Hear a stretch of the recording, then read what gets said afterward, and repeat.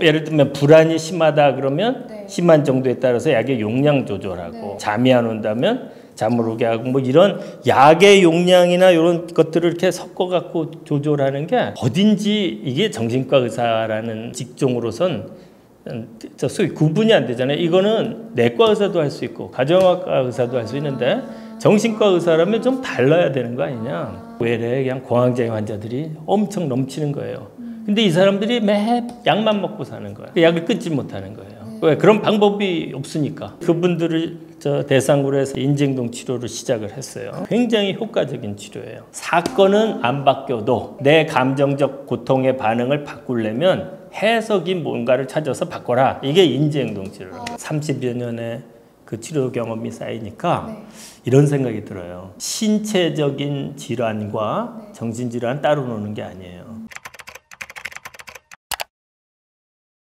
네, 여러분 안녕하세요. 오늘은 메타의원의 최영희 원장님 만나서 좀 이야기를 나눠보도록 하겠습니다. 원장님 안녕하세요. 네, 안녕하세요. 네, 안녕하세요. 최영희 원장님은 다른 원장님한테 또 여러 소개를 들었는데 많은 정신과 선생님들께서 존경하는 정신과 선생님이라고 제가 소개를 또 들었어요. 그래서 실제로 많이 의사들도 교육하고 계시고 그래서 제가 꼭 인터뷰를 나눠보고 싶었습니다, 원장님. 네.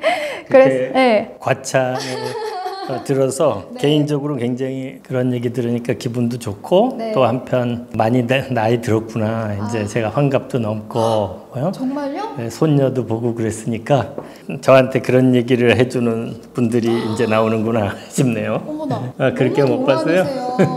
그러시구나. 제가 항상 인터뷰를 진행할 때 이제 원장님 개인에 대한 질문 그리고 병원에 대한 질문을 여쭤봅니다. 근데 일단은 원장님께서 서울백병원에서 10년 동안 재직을 하시다가 이 메타의원을 개원을 하셨어요. 그래서 일단은 그만두시고 이렇게 개원을 하게 된 이유가 어떤 게 있었는지 좀 설명 부탁드립니다. 네. 이유는 굉장히 명확한 이유들이 있었는데요. 제가 94년도부터 96년까지 미국의 UCLA에 그 정신재활센터라고 있습니다. 그쪽에 있는 이제 리버만 교수라고 그 로버트 폴 리버만 교수는 정신재활 분야의 세계적인 그 학자이면서 치료자로서 지금은 은퇴하셨죠. 제가 그분께 그 치료법을 배우러 연수를 가서 2년 동안 연수를 하는 동안에 원래는 저는 만성 질환자들, 즉 조현병이라든지 또 양극성 장애라든지 그런 그 소위 병원에 정신병원에 그냥 한 몇십 년씩 막 입원해 있는 그런 환자들이 계세요. 중증 환자들. 그런 중증 환자분들한테 재활이 요새 보면 어디가 다치면 뭐 팔을 못 쓰게 된다 그러면 이제 재활해서 사용할 수 있게 도와주는 것처럼 정신적인 질환도 이 조현병 같은 병에 걸리면 예를 들면 대학원을 졸업한 사람도 한 초중고등학생 정도의 레벨로 기능이 확 떨어지거든요. 그런 환자들을 재활시키는 치료법을 배우러 갔는데 가서 원래 목표는 그거였지만 가서 그렇게 하다 보니까 그 제 선생님이었던 리버만 교수가 행동 치료자예요. 행동 치료자. 그러니까 정신과에 다양한 치료가 많습니다. 그런데 이제 프로이트의 정신력 분석적 치료가 계기가 돼서 정신의 의학 역사가 이렇게 쭉 현대 정신의학이 흘러오는데 정신 분석학에 완전히 반대되는 경향으로 행동 치료가 나왔어요. 행동 치료란 뭐냐면 우리는 정신 분석이란 건 이론이 무의식이란 걸 근거로 하거든요.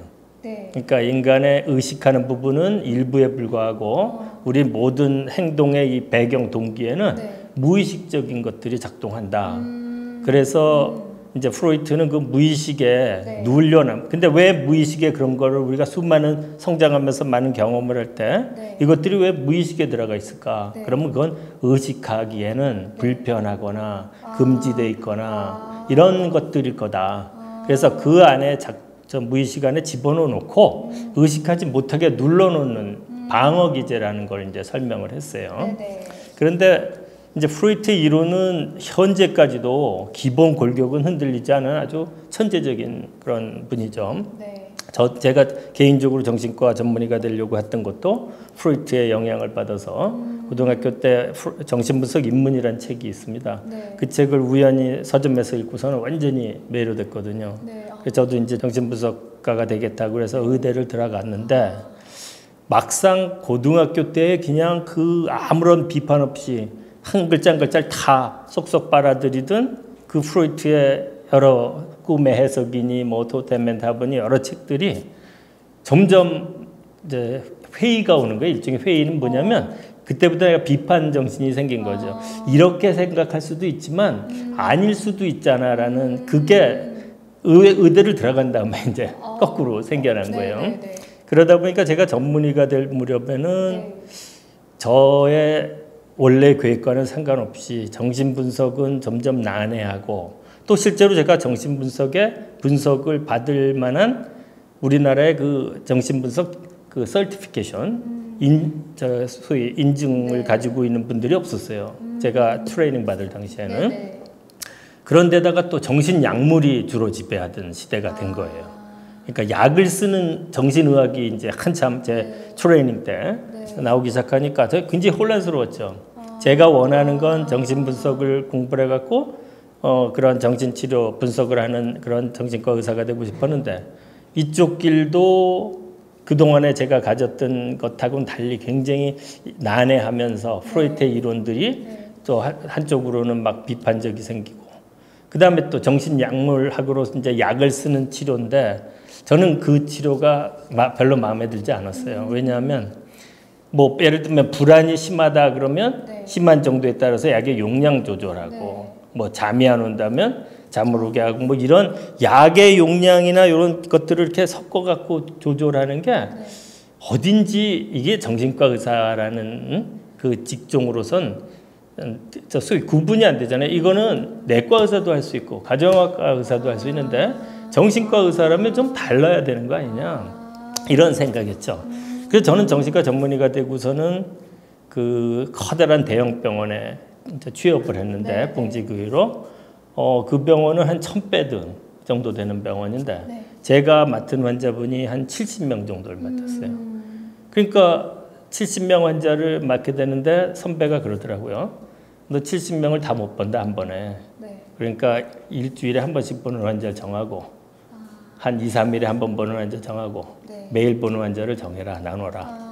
그래야 환자를 효율적으로 보지 안 된다. 그런데 저한테 매일 보는 환자로 정해진 분은 뭐 좋겠지만 일주일에 한 번 보는 걸로 정해진 분은 얼마나 불행한 겁니까? 그쵸. 근데 사실 제가 이렇게 가면 저를 알아보는지 모르는지도 몰라요.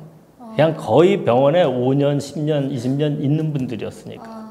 그러니까 제가 누군지 주치인지 뭐 어꼈는지 대화도 안 되고. 근데 그 정도면 약으로 해결이 안 되는 사람. 그냥 약만 먹고 있는 거죠. 병원에서 이렇게 거의 침대에 누워 있고 운동하라 그래도 근본적인 하라 해결이 안 되는. 그러니까 그런 환자분들이 정말 중증 환자니까 이분들을 제가 그때 병원에 5년 정도 그 병원에 근무를 하다가 제가 뭐 하고 있나 싶은 거예요. 그 당시 정말 치료라는 게 그러니까 약 처방 주고 그럼 제가 그 환자분들한테 이렇게 되게 체크하는 건 먹고 자고 싸고 뭐 하는 그런 기본적인 거.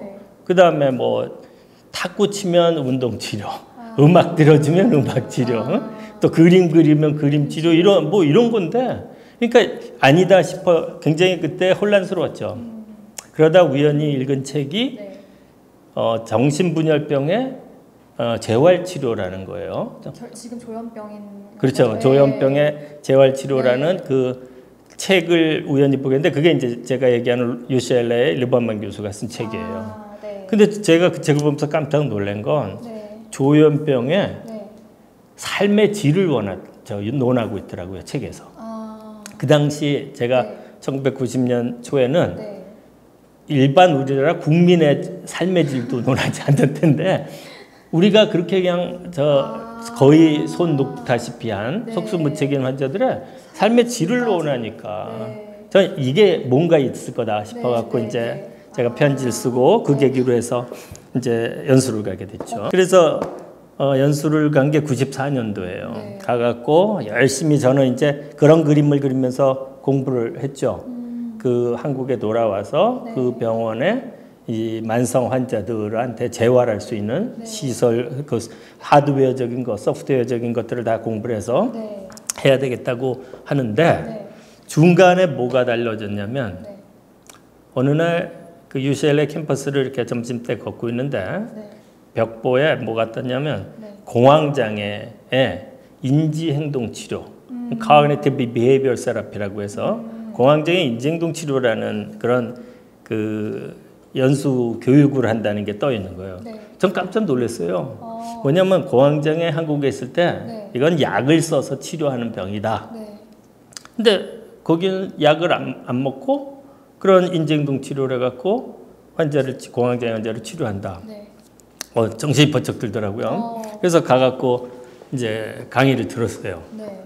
그런데 저는 그 한국에서 정신과 전문의가 돼서 있을 때까지 인지행동 치료라는 거 전혀 배워본 적도 없고, 그때는 아예 우리나라에 그런 걸 가르치는 데도 없고, 책에도 잠깐 나오는 살짝 제목 정도 나오는 그런 분야였거든요. 그래서 그때 이게 뭔가 하면서 관심 갖고 공부를 하기 시작했고, 또 감사하게도 제 스승이었던 릴버만 교수님이 행동치료자였는데 제가 넌 요즘에 뭐에 관심 있냐 그러면 요즘에 공황장애 그 인지행동 치료 관심 있는데 그 UCLA 심리학과에 미셸 크라스크라는 교수가 그 공황장애 치료의 인지행동 치료 전문가거든요. 그래서 그 사람한테 강의를 들었는데 참 관심 있다. 네. 그럼 나 배우고 싶냐? 네, 배우고 싶습니다. 그러면 편지를 써주는 거예요. 그 자리에서. 그분한테 갖고 그 인지행동 치료하는 법을 이제 원웨이 미러에서 보는 거죠. 한쪽 방에 환자 치료하는 걸 보고 끝나면 디스커스하고 이런 식으로 해서 인지행동 치료라는 걸 이제 처음으로 공부하기 시작한 거예요. 네. 그리고 굉장히 많이 제가 정신과 전문의가 될 때보다도 훨씬 많은 공부를 그때 한 것 같아요. 연수하면서. 그리고 한국에 돌아올 때 또 이런 일이 벌어졌어요. 원래 그 돌아가려던 병원이 아닌 인제대 백병원에서 교수로 오라 하는 제의가 온 거예요. 한 달 남겨두고. 그래서 저는 좀 고민을 했지만 그래도 여기 2년 동안 그런 저 병원에 가면 어떤 세팅을 만들까 공부했지만 그래도 교수로서 내가 새로 배운 것들을 좀 적용시키는 기회가 좋겠구나 해서 이제 대학 교수로 이제 그때부터 근무를 시작했는데 이쪽 백병원에 와 보니까 외래 그냥 공황장애 환자들이 엄청 넘치는 거예요. 근데 이 사람들이 매 약만 먹고 사는 거야. 그 약을 끊지 못하는 거예요. 왜? 그런 방법이 없으니까. 그러니까 이제 그분들을 대상으로 해서 이제 인지행동 치료를 시작을 했어요. 그러면 그때 원장님이 백병원에 오셨을 때 원장님 말고는 인지행동 치료를 하시는 교수님이 또 그런 사람들이 없는 거죠. 그 전에 인지행동 치료의 뭐 소개나 이런 걸 한 분들이 제 위 분들이 좀 있긴 하지만 그분들이 그런 공부를 전문으로 그 트레이닝 받거나 한 게 아니라 그러니까 저는 그런 것에 대해서 직접 공부를 하고 그런 서티피케이션 코스를 이제 받고 왔으니까 그래갖고 하는데 정말 내가 배운 것처럼 굉장히 효과적인 치료예요. 그러니까 정신분석 치료가 나쁜 치료라는 뜻이 아니라 너무 시간과 노력이 많이 들어. 그러니까 제가 또 미국에 갔을 때 미국의 이 치료 현장에 정신분석은 이미 다 뒤로 물러가 있는 거예요. 그 옛날부터도 그랬어요? 그럼요. 미국의 의료보험 제도가 확실하게 치료 효과가 검증된 효과적인 것만 의료보험에서 제공하지 그 분석 같은 치료는 이제 의료보험이 안 되는 거니까.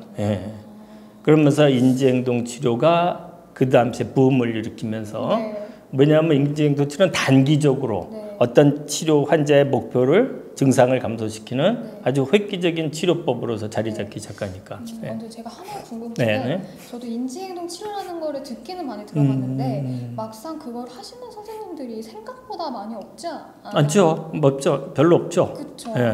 그 왜 그러냐면 인지행동 치료라는 게 그 인지행동 치료면 보통 책이나 읽고 뭐 이러면은 다 할 줄 아는 것처럼 생각하는데 실제 그게 아니고 네. 그 서티피케이션이 있거든요. 그것도. 어디서 네. 받아요? 그거는 ACT라고 하는 네. Academy of Cognitive Therapy.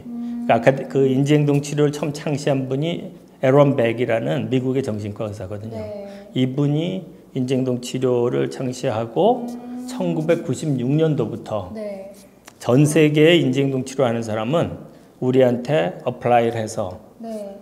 그 소정의 테스트를 거쳐서 아. 서티피케이션을 받아라 해갖고 지금 전 세계적으로 한 1,500명 정도 있을 거예요. 예. 우리나라에는 그거 가지고 있는 분이 총 5분 있습니다. 예. 그거밖에 없구나. 그렇죠. 예.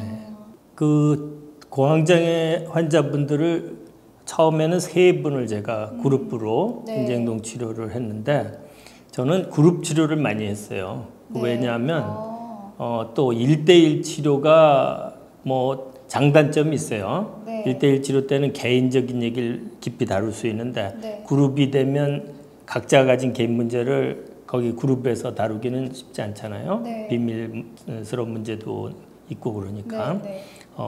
대신에 그룹 치료는 나의 한 명이 할 얘기를 이 3명이든 10명이든 20명이든 한꺼번에 전달할 수 있다는 장점이 있으니까. 그리고 환자들 사이에 그룹 인터랙션이라 그러는데 환자분끼리 상호작용을 네. 볼 수 있고 그래서 여러모로 장단점이 양쪽이 있어요. 네.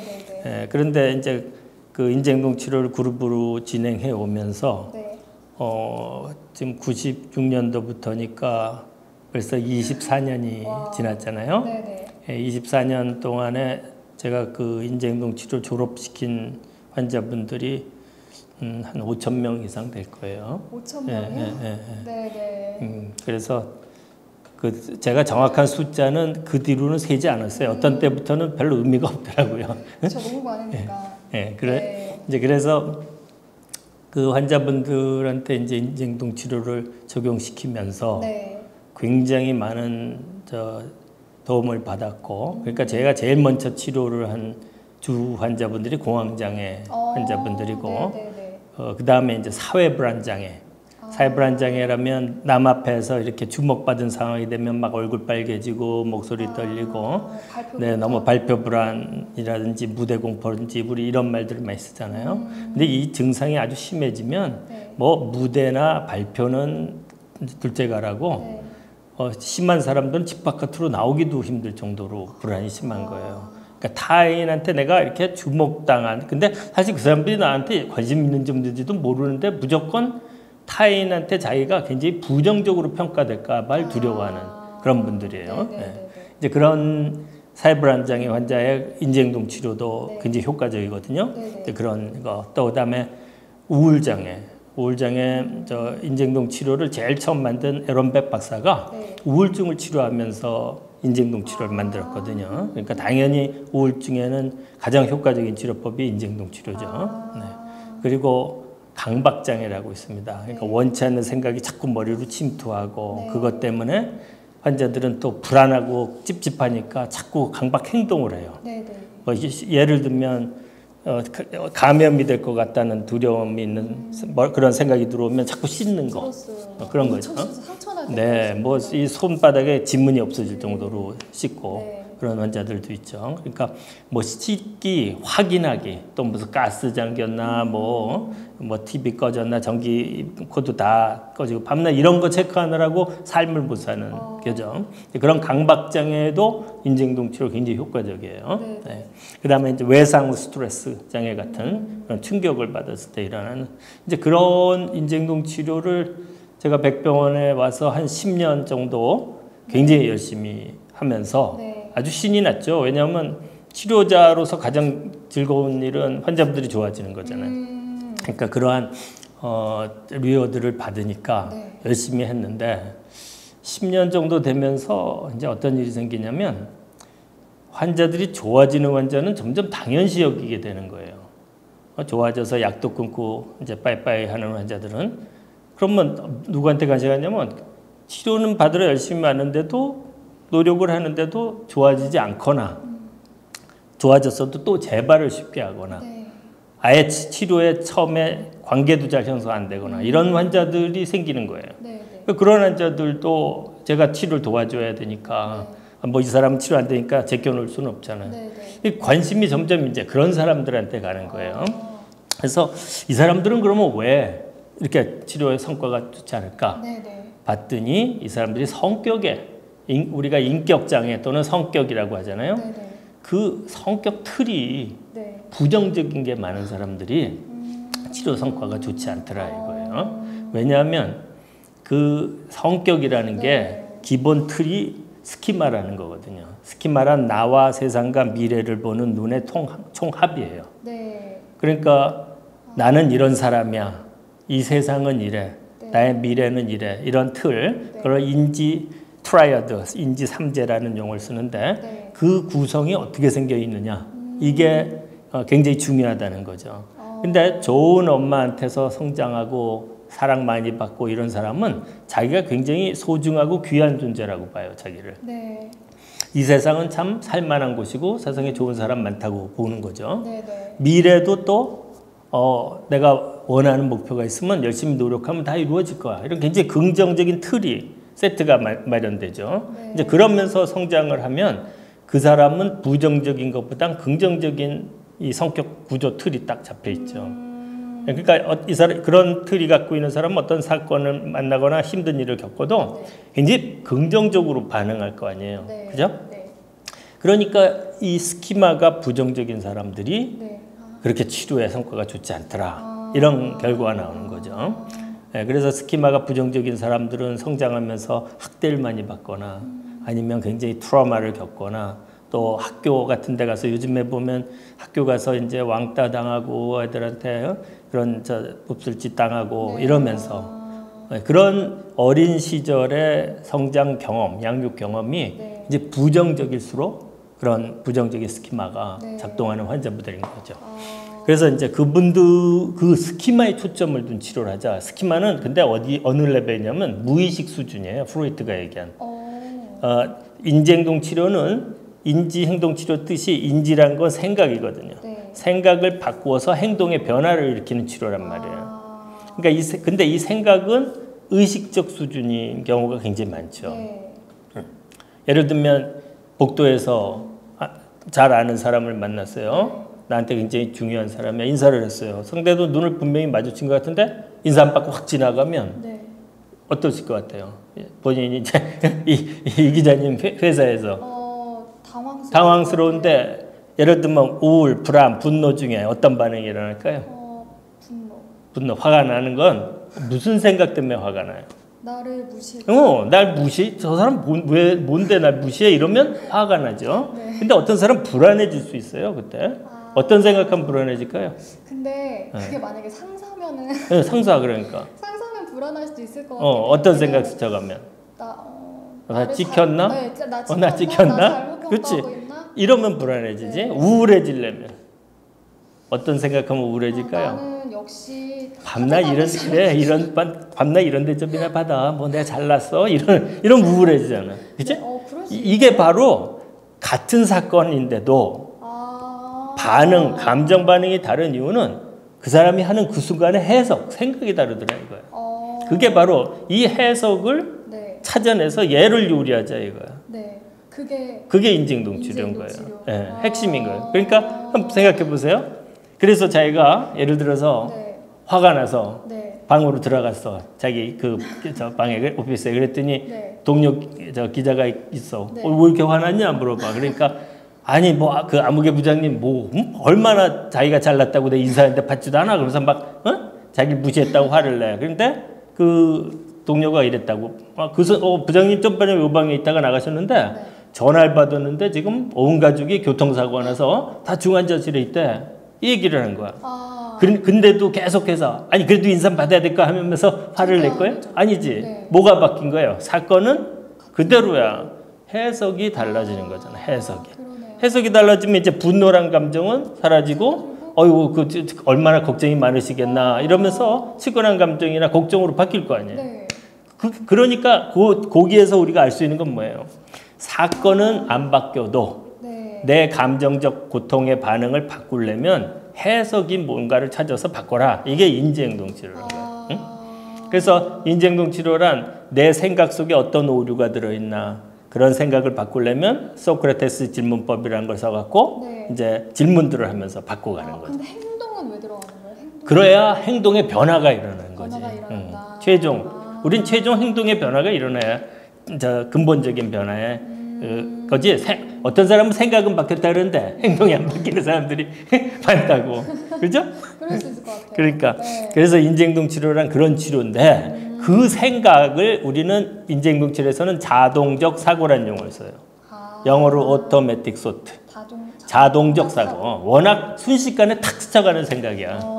네, 그러니까 신경을 써서 좀 찾으면 아 그래 그때 내가 이런 생각했지 하지만 평상시에 그런 생각이 있는 것도 모르고 네. 너 왜 이렇게 화났니 그러면 인사를 하는데 안 받잖아. 이거 사건을 자꾸 늘어진단 말이야. 근데 이게 순식간에 스쳐가지. 이게 바뀌나요? 선생님? 그러니까 그거를 찾아서 써야죠. 바깥에 내가 이런 생각을 그러니까 인지치료는 쓰는 치료가예요. 쓰는 게 작업이 굉장히 많아. 바깥에 내가 요리해야지 될 대상을 써놔야 될 거 아니야. 그래서 쓴 다음에 이 생각은 확실한 그 부장님이 그런 나를 무시한 게 확실해요? 모르잖아. 모르잖아. 네. 근데 나는 무시했다는 생각을 잡았기 때문에 화난 거잖아. 네. 그러면 이 생각 어떤 사람은 이래요. 화도 안 나고 우울하지도 않대. 불안하지도 않대. 왜 그러니까 눈이 나쁘신가? 어? 날 못 봤나? 그런 생각하면은 바뀌어질 거 아니야. 아무렇지도 않을 거야. 그렇죠? 네. 그러니까 이 생각을 매 정답은 모르는 거지. 정답은 부장님만 아는데 모르는데 어차피 내가 왜 그 나를 무시했다라는 생각 자꾸 이렇게 화나면서 살아야 되냐 이거야. 그러니까 따지고 보면 나를 누가 고통스럽게 만든 거야? 내가 고통스럽게 만든 거란 말이야. 그러니까 그 나를 고통스럽게 만든 원인인 생각 잡은 요 습관이에요. 근데 이게 이 습관을 찾아내서 그런 습관을 바꾸자는 거죠. 그냥 모른다. 아 부장님 무슨 일이 있어서 그렇겠지. 그런데 아까 얘기 드렸던 스키마가 긍정적인 틀을 가진 사람은 그런 사건을 겪으면서 때 해석이 긍정적이라니까. 응? 왜? 부장님이 날 무시할 리가 없어. 이 사람한테는 아주 스키마가 건강한 사람은 자기를 사랑하는 사람이구나. 뭐가 있냐면 자기 자신을 굉장히 당당하게 여겨. 응? 그러니까 누가 나를 싫어하거나 미워할 리가 별로 없다. 또 심지어 싫어하거나 미워해도 상관없어. 근거가 없어도? 그렇지. 그냥 내가 그렇게 생각하니까. 그렇죠. 그러니까 사람들은 각자 가진 생각을 가지고 사는데 이 스키마가 부정적인 틀을 가진 사람은 굉장히 부정적인 해석만 하는 거야. 그래서 우울해지고 화가 나고 불안해지는 거라 이거야. 응? 그러니까 그런 이론을 환자분들한테 훈련시키는 거예요. 인지행동 치료나 스키마 치료의 장점이 또 뭐냐면 분석 치료는 환자는 그냥 눈을 감고 이 기울어진 어떤 카우치라고 하는 이제 살짝 누울 수 있는 그런 의자에 앉혀놓고 프로이트는 환자 얼굴도 직접 안 봤어요. 환자 머리 곁에 앉았다고. 왜? 치료가 이 환자에게 치료자가 모호해질수록 치료가 더 잘 된다라는 생각을 한 거예요. 왜냐하면 전이 현상이란 걸 프로이트는 중요시 여겼거든. 그 과거로 가다가 어느 틈엔가 치료자가 자신이 어렸을 때 중요 인물하고 이렇게 동일시되는 그런 현상, 일종의 착각이잖아요. 그런 현상이 일어나야 그 다음에 전이 현상을 통해서 통찰이 생긴다. 내 문제가 이런 거였구나. 내가 어려서 이런 사건이 오늘날 나 이런 문제 일으켰구나. 이런 통찰이 있어야 된다고 했으니까 프로이트식의 치료는 그런 거거든요. 근데 그거는 아까 얘기한 대로 너무 시간과 노력과 비용이 많이 드는 치료란 말이야. 그러니까 근데 인지행동 치료는 바로 그때 무슨 생각이 있어간 거야. 생각 찾아내고 이 생각 어디서 나온 거야. 이 생각은 뭐가 문제지? 이게 분석하는 치료란 말이야. 이걸 바꾸는. 그러니까 훨씬 간단하고 빠르고 효율적인 치료가 돼버린 거죠. 근데 그러면 크게 정신 분석이랑 인지행동 치료를 일단 나뉘는 건가요? 그렇죠. 그렇게 나눌 수 있다고 보면 돼요. 세상에 치료 이름이 붙은 정신과, 정신치료, 심리치료 이름 붙은 게 450여 종이 넘어요. 그런데 그 중에 과학적인 근거로 이 치료를 했더니 before and after가 이렇게 달라졌더라라는 거를 우리는 evidence based 된 치료라 그래요. 근거 중심 치료. 근거가 있는 치료를 또 두져보면 열 손가락에도 안 들어요. 원장님 근데 그러면 정신분석이랑 인지행동이 좀 크게 두 부류로 이제 주요 치료라고 하셨는데 인지행동 치료를 하시는 분들 지금 많지는 않다고 하셨잖아요. 그럼 대부분 정신분석 치료를 하시는데 그게 방금 말씀하셨을 때 시간이 굉장히 오래 걸리는 그렇죠. 치료라고 하셨잖아요. 그래서 현재 정신분석에 근거한 치료, 발달된 치료가 이제 정신역동 치료라는 게 발달해 나와서 프로이트식으로 그거를 이제 어떤 면에서 보면 프로이트식으로 하는 오소독스한 아주 원래 폼대로 하는 치료는 이미 그런 치료는 현대의학으로 할 수가 없잖아. 왜냐하면 매일 만났어. 일주일에 4-5번 만나고 그런 식으로 몇 년씩 가니까 그런 치료 할 수 없잖아요.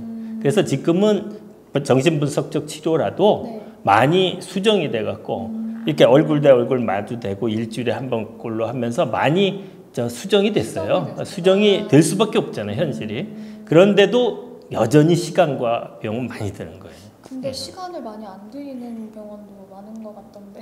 아니 그러니까 못 들이는 병원이 많은 거죠. 그럼 뭘 하느냐? 그냥 아까 얘기대로 먹고 자고 싸고 이런 거 보는 거지. 제가 실제로 들은 얘기인데 제가 아는 사람이 정신과에 다니는데 거기는 아무것도 안 하고 약만 처방해 준대요. 그래서 아니 어떻게 그럴 수 있냐.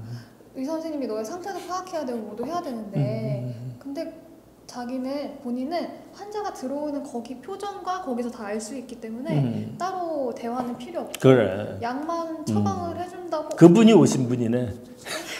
그래서 근데 거기에 또 그렇게 환자가 또 많대요. 그래. 그래서 그러니까 그거는 제 입장에서는 말도 안 되는 거죠. 제 생각도 좀 그렇거든요. 그럼요. 그러면 미아리에다 차라리 깃발을 꽂고 있는 게 낫지. 척 보면 압니다인데요. 얘기하진 않았습니다.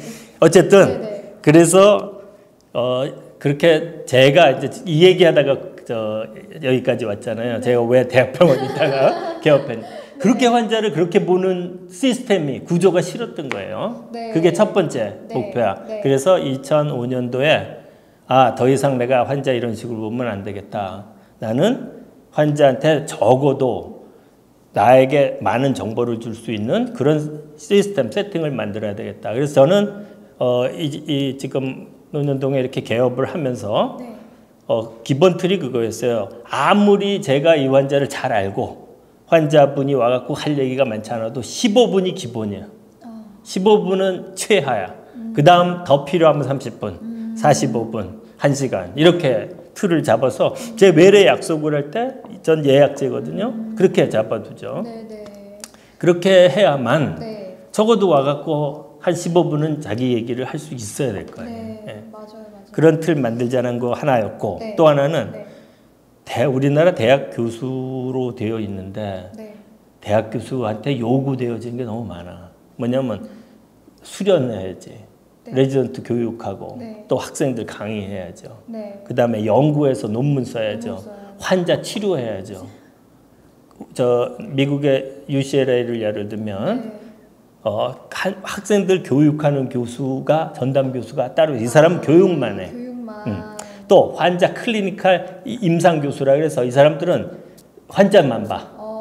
또 리서치 담당 교수 이 사람들은 연구만 해. 이런 식이야. 그래갖고 그 UCLA 정신과에 어필리에이트 돼 있는 대학 교수가 150여 명이야. 한 과에. 우리나라 대학병원 무슨 지금 굉장히 많아봤자 4-5명 아니에요. 그렇죠? 4-5명 이걸 다 해야 돼. 그러니까 슈퍼맨이어야죠. 그건 거꾸로 얘기하면 뭐냐면 다 잘하게 할 수가 없으니까 다 하려면 다 잘 할 수가 없이 대충 해야지. 이게 우리나라 현실인 거예요. 이거는 뭐 오프 더 레코드일 수 있지만 정신과가 이제 큰 병원 입장에서는 수술을 안 하고 돈이 안 된다는 생각에 그러니까 머릿수만 채워야죠. 심지어 그 당시가 배드를 치우라 이거야. 땅과로 해야지 정신과 돈도 안 되니까 배드 치우라. 외과 수술해서 환자 채우면 돈 더 많은데 여기 정신과는 환자 지원을 병실 해줘야 해봤자. 되는데. 예. 그러니까 내가 이런 세팅 환경에서 네. 도대체 뭘 하겠느냐. 그래서 나올 땐 아까 얘기한 대로 환자를 그렇게 보는 세팅 만들고 네. 그 다음에 대학에 있을 때보다 트레이닝을 훨씬 잘 시키겠다. 그래서 그때 나오면서 정신과 전문의, 임상심리 전문가 이런 네. 사람들 대상으로 네. 3년 연수 교수 그 트레이닝 코스를 만들었어요. 인지행동 치료, 스키마 치료, 마음챙김 명상 치료 이 셋을 하는 네. 3년 코스의 네. 치료 과정을 만든 거예요. 지금까지 2005년부터 지금이니까 15년 지났잖아요. 네. 15년 동안 150여 명 환자분들, 그 치료자들이 네. 3년 코스를 마쳤어요. 네. 의사들만 할 수 있는 그러니까 거예요? 처음에는 정신과 전문의였는데 네. 그 뒤로는 제가 이제 좀 오픈해서 네. 임상심리 전문가, 네, 또 정신간호학 전문가, 그 다음에 사회복지하는 전문가들한테도 기회를 이제 열었죠. 아니, 네, 아무튼. 그러니까 그래서 트레이닝을 잘 시켜야 되겠다는 거.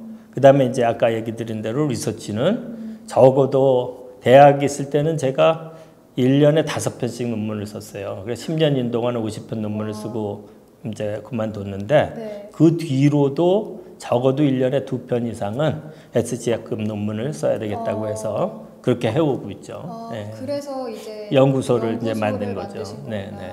근데 보니까 심리센터도 따로 또 네, 그렇죠. 심리 상담센터가 네. 왜냐하면 그 의원이 아무래도 약물 치료가 주가 되는 네. 쪽이니까 네. 이런 그 약 쓰고 또 환자분이랑 상담 심리 치료 이런 인지행동 치료니 스키마 치료니 네. 이제 저는 그거를 이제 통합 심리 치료라고 제가 네. 이제 이름을 붙였는데 네. 그거를 구분을 시켜놔야지 이걸 섞어 놓으니까 네. 약물 치료하고 이거 한꺼번에 같이 하기가 어렵더라고요. 그래서 의원은 따로 분리해서 네.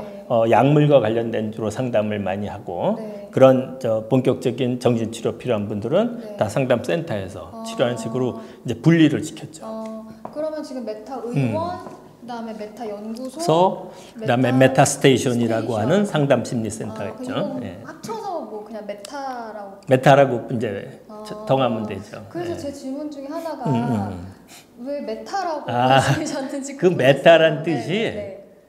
원래는 이제 그 빨리오라는 게 부처님이 살아 계실 때 쓰던 언어래요. 빨리요. 빨리. 빨리. PALI죠. 빨리. 네. 빨리어인데 이제 그 빨리어 다음이 이제 산스크리트. 응?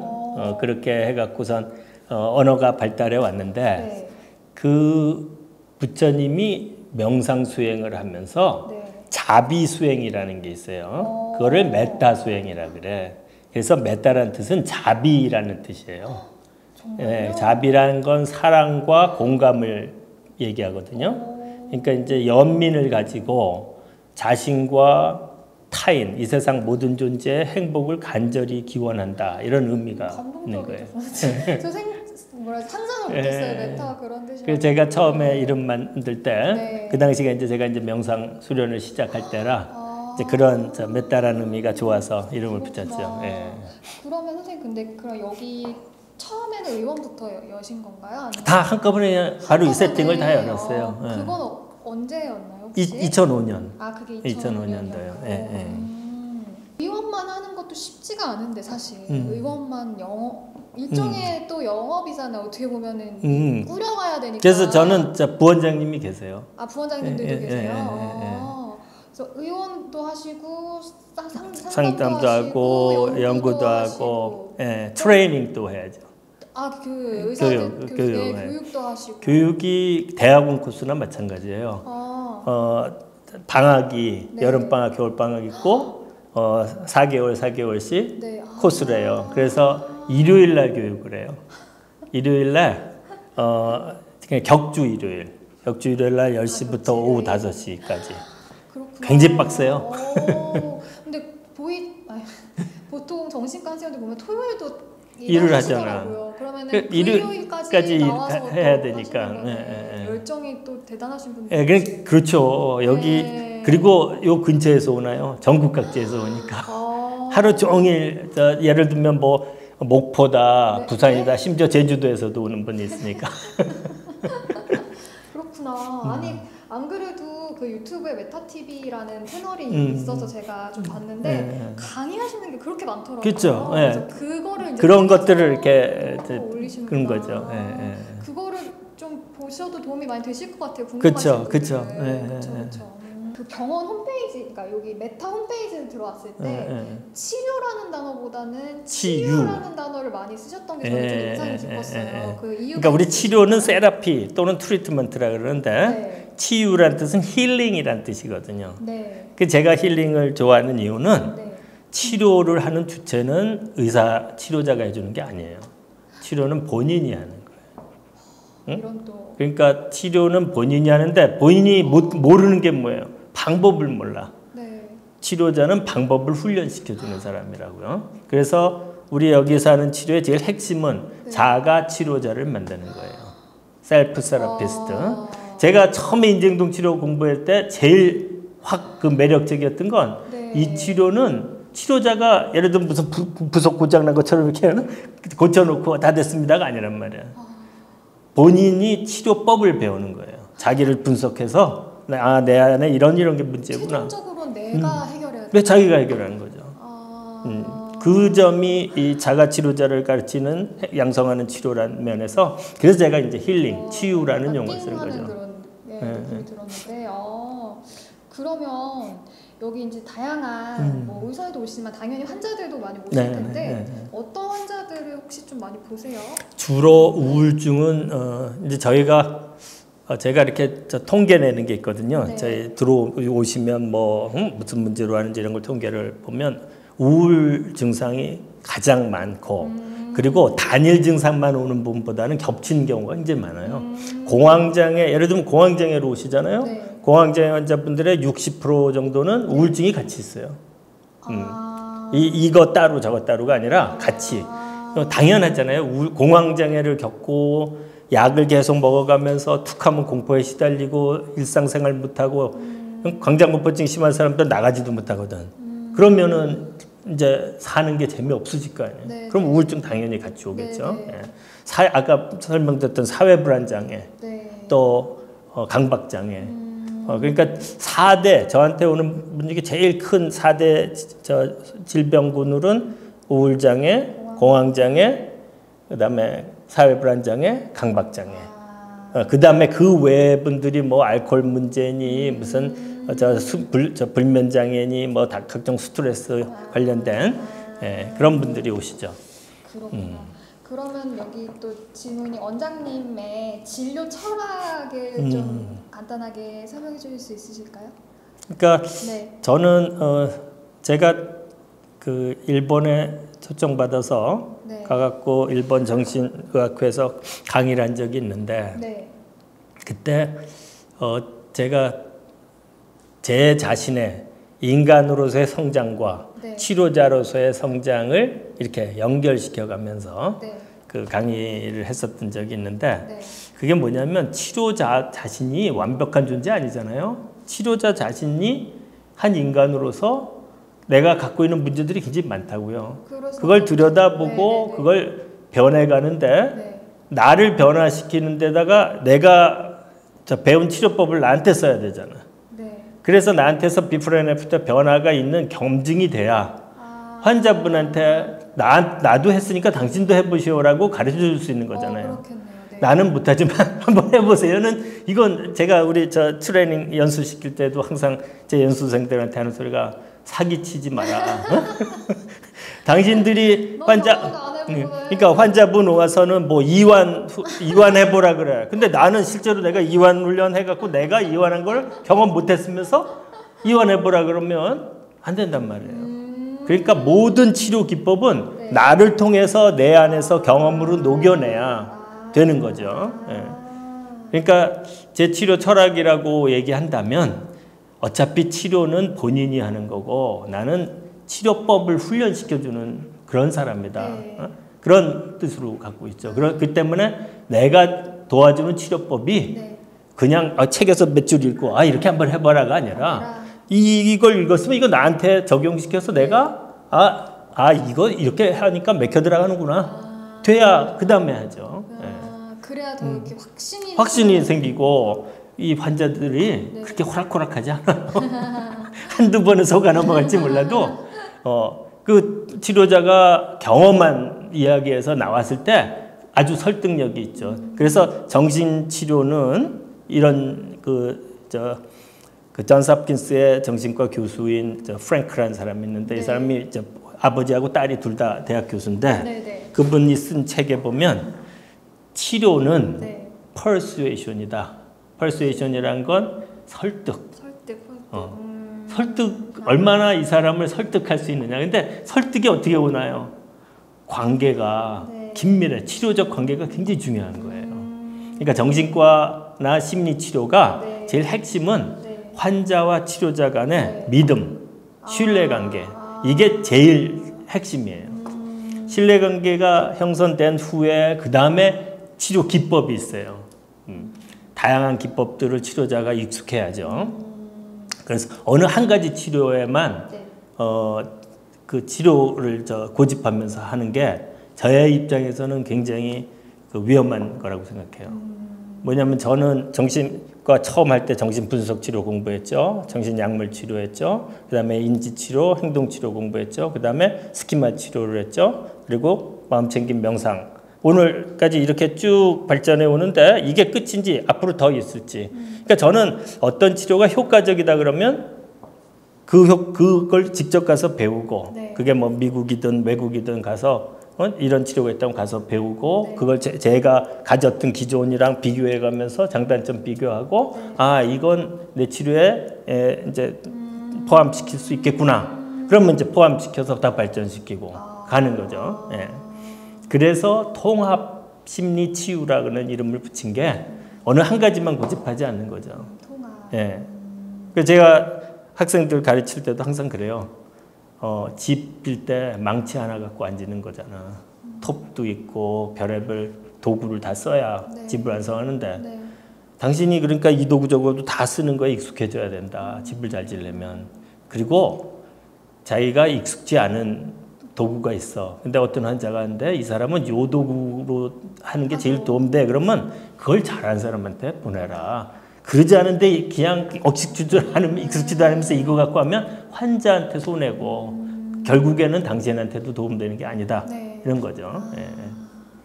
그 사람들의 전반적인 정신 건강을 위해서 해주고 싶은 조언 한마디만 좀 부탁드릴게요. 저는 항상 이제 제가 치료자로서 경험이 쌓이고 이제 30여 년의 그 치료 경험이 쌓이니까 이런 생각이 들어요. 신체적인 질환과 정신질환 따로 노는 게 아니에요. 두 개는 항상 같이 해요. 정신이 건강치 못한데 신체가 건강하지 못해요. 반대도 마찬가지예요. 그래서 제일 기본에 충실하라. 그러니까 우리가 환자분이 오면 어떻게 왔습니다 하고 뭐 얘기하잖아요. 근데 초보 때는 자꾸 이 사람이 무슨 증상인가 해갖고 진단 내리는데 급급해요. 이 사람 무슨 병이지? 내가 저 트레이닝 받을 때 무슨 증상이 있어 무슨 병이라 그랬지. 진단이 마치 내려져야 이 사람을 내가 치료할 수 있을 것처럼 초보 때는 그런데 점점 환자를 많이 보고 경험하면 이 사람이 무엇이 정상적인 삶에서 무엇이 깨져 있을까 거기에 관심 가는 거예요. 근데 제일 기본이 뭐겠어요? 잘 보세요. 이 사람이 제대로 자나 규칙적으로 잠자고 깨나 제대로 먹나 제대로 배설을 하나 그렇죠?